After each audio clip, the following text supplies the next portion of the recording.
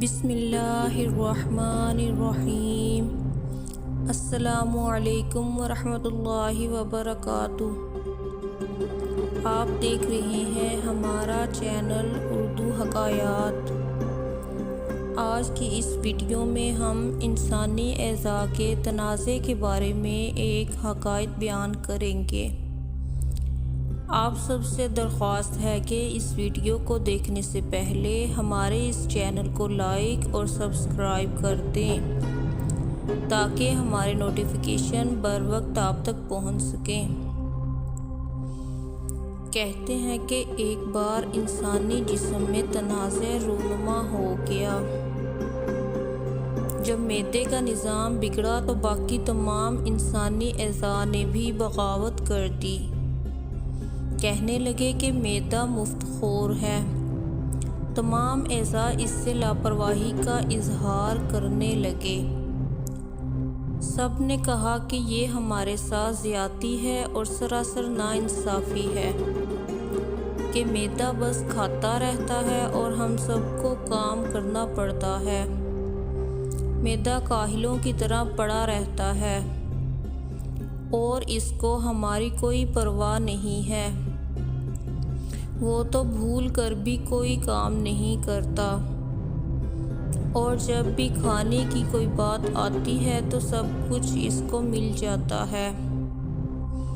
تمام انسانی اعضاء نے یہ مشورہ کیا کہ معدے کو اس کی سستی اور کاہلی کا مزہ چکھانا چاہیے۔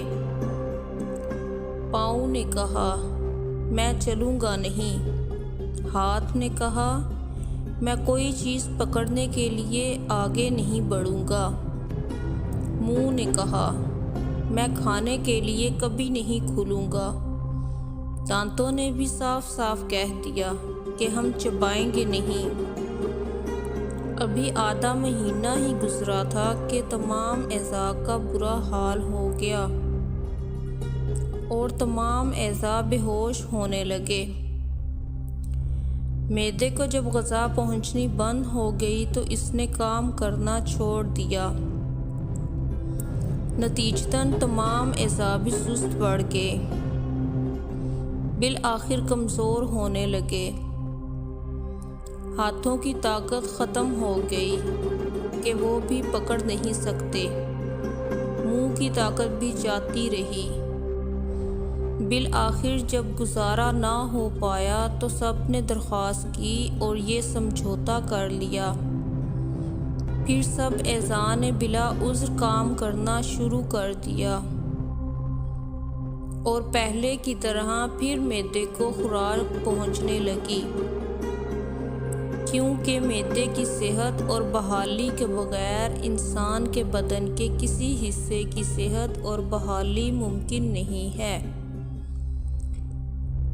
اس حکایت سے ہمیں یہ سبق حاصل ہوتا ہے کہ ہمیں ایک دوسرے کا مددگار ہونا چاہیے، ایک دوسرے سے بغض و حسد نہیں رکھنا چاہیے۔ اس طرح ہی ہم آنے والی تمام آفات اور مصیبتوں سے بچ سکتے ہیں۔